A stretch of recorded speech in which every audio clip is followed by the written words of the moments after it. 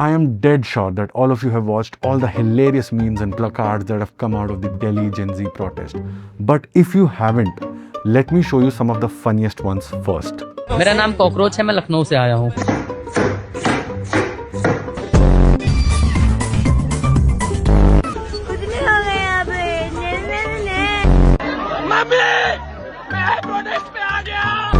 It's absolutely hilarious. The utter fun that this generation has while making people in power accountable is something that has made me fall in love with them. And this is a Gen Z phenomena across the world. We all have seen the footage across France, Nepal, Indonesia, and so on. They all have this in common, which is essentially Gen Zs doing extremely serious things while being the most unserious they can. But here is the question that an uncle of mine asked.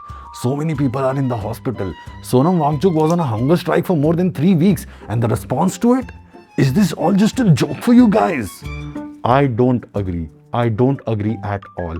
I think the joking is the exact reason that they won. Let me show you what I mean. During the protest, there were 3 types of videos on your feed. Watch what each one does to you and your emotions. This is the first one.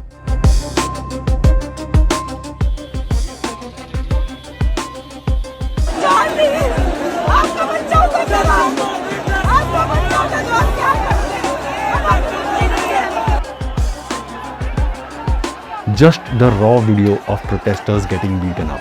What does it do to you? It makes you angry, it shocks your core, and also scared.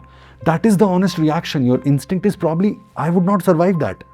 But on a side note, this is also the first victory, because in any other protests before Gen Zs, it was completely possible to control the narrative. Not anymore. Even if you breathe, it is caught on camera. How many people can the state machinery employ? Hundreds? Thousands? Gen Zs are in millions, my friend. How can any PR agency ever beat them? Now watch this clip. People should not be afraid of their governments. Governments should be afraid of their people. Giving up is not in the blood, sir. It's not in the blood.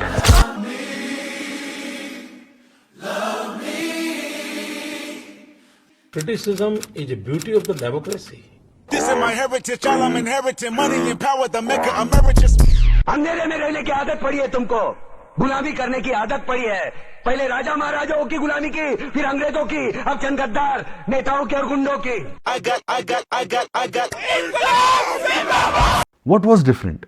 The shock slowly transformed into the josh. That is the power of a good edit and brilliant music. Divine's Azadi to Rang De Basanti.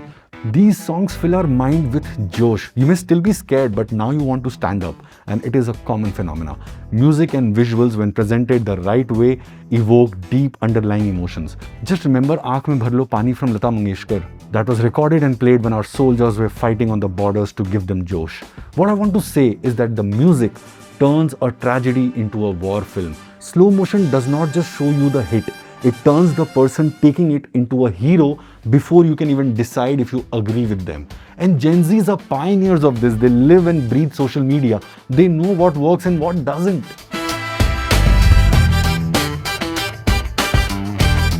But notice what the edit did not do. You're inspired, sure, but you're also still scared. The music did not remove the stick. You still know it hurts. But watch this now. Uncle एक काम था। 20 तारीख की लाठी रह गई थी, थोड़ी सी एक मार दो। Good girl officer. Everybody knows that I'm a good girl, officer. Who was interested first? Please, uncle. नाश्ते करना है। These super unserious videos, they are running away like subway surfers, mentioning things like they need round 2 of servicing. They have made proper pitai review by Delhi police videos. And you know, psychologically, laughter and fear do not occupy your brain at the same time. So the fear of lathi is getting chipped away. Just think about this. In a movie theater, you go to watch a horror movie. What do some people do? They evoke laughter. and that de-stresses the entire situation. I mean, you just watch somebody take a hit and make a joke about it in the exact same breath. Fear cannot survive that, and there are documented cases in the history that proves that humor dismantles fear. And we'll discuss that later in this video, because right now I wanted to discuss on one more point which most of the Gen Zs may not like to admit. So there is a Batman at the barricade, there are people dressed up as cockroach costumes, and there is a protest got talent going on. And it looks like it's a lot of fun. They had turned the protest site into a massive party. You were watching a once-in-a-lifetime experience. So it's natural that you'll get FOMO, but imagine getting FOMO about a protest. And to be honest, there is nothing wrong in it. I mean, I was getting FOMO too. But that made it the biggest recruitment engine any protest could have had, exploding the crowd exponentially.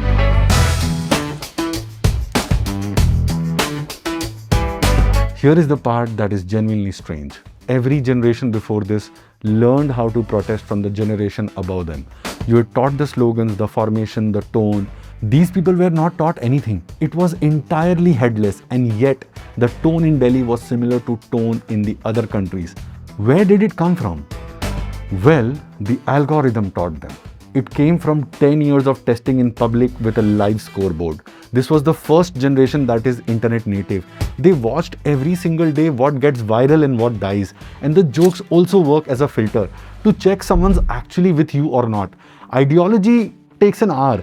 A meme takes half a second. If you laughed, you're in. Which is why that one piece flag from a manga does much better job than a manifesto.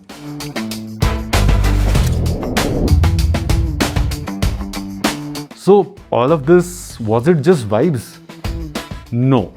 Humor not only dismantles fear but also is an amplifier. And to prove it, we have to go to 1998. Again, before most of you Gen Zs were ever born. So Serbia had been under Slobodan Milosevic's grip for a decade. By 1998, his control was so absolute that dissent almost always costed you something. The thing holding the regime was the fact that everyone was terrified, but a handful of students decided to do something about it. They take a steel oil barrel, tape Slobodan's face to it, and put it in the middle of Belgrade's busiest shopping district. Next to it, they leave a baseball bat with a sign. The sign says, "Drop a coin in for the dictator's retirement fund. And if you can't afford a coin, hit him twice." And then they just walk away, grab a coffee, watch.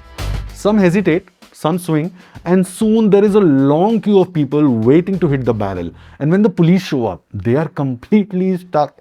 They can't arrest the shoppers. Like on what charge? And the kids who set it up, they are gone. So they did the only thing they could. They arrested the barrel. That photo was their equivalent of a viral reel. And as expected, this spread to multiple cities then. They used humor, and it was one of the most efficient tools on earth to dismantle fear and to get more people to join. And this has been measured. Anger on its own does not move people, not while they're scared of what's going to happen to them. And that is because of fear. Fear is what suppresses collective action by suppressing the link between anger and action. If you take out the middle box, the fear, everything starts moving. I mean, it is very hard to be scared of a dictator that people were queuing up to beat.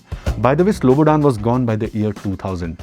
And this kind of protest wasn't a one-off. In 2020, two people sat down and counted 44 protests like these going back 90 years.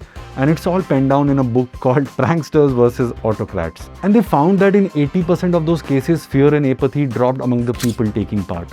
And in 81%, more people joined. And by the way, the thing they were all doing has a name. Dilemma action, which is basically a protest built in such a way that every move the other side has left is a losing one. And to do it, there are 3 rules.